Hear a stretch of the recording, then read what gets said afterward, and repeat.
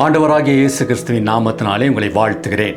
சங்கீதம் 26 அதிகாரத்தில் 11 கர்த்தர் தமது ஜனத்திற்கு பெலன் கொடுப்பார், கர்த்தர் தமது ஜனத்திற்கு சமாதானம் அருளி அவர்களை ஆசீர்வதிப்பார் என்று வாசிக்கிறோம்.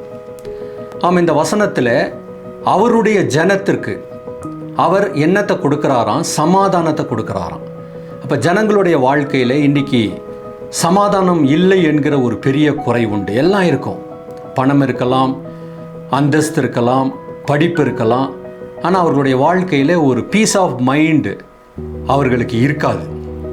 ஆனால் கர்த்தர் நமக்கு என்ன வாக்குத்தத்தம் பண்ணுறாருனா, உங்களுக்கு என்னுடைய சமாதானத்தை நான் தரேன், என்னுடைய ஆறுதலை தருகிறேன் என்று சொல்கிறார். ஒருவேளை இன்றைக்கி ஒரு சமாதானம் இல்லாத ஒரு சூழலில் கலங்கி நான் என்ன செய்ய போகிறேன், எனக்கு இந்த மாதிரி பிரச்சனை தொடர்ந்து வந்து கொண்டே இருக்கிறதே அப்படின்னு சொல்லி நீங்கள் நினைக்கலாம். ஆனால் கர்த்தர் உங்களுக்கு ஒரு பெரிய சமாதானத்தை வைத்திருக்கிறார். அவருடைய ஆறுதல் இந்த உலகத்தில் எதுனாலையும் கொடுக்க முடியாத ஒரு ஆறுதல், அதை உங்களுக்கு இன்றைக்கு தருவார். உங்களுடைய இருதயம் அவருடைய ஆறுதலினாலும் சமாதானத்தினாலும் நிரப்பப்பட கடவுது.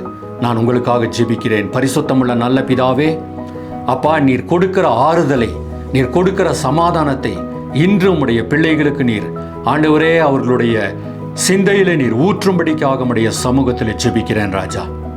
ஒரு சொல்லன்னா ஒரு விவரிக்க முடியாத ஒரு சந்தோஷத்தினாலே நிரப்பும்படிக்காக உம்முடைய சமூகத்தில் நாங்கள் ஜெபிக்கிறோம்.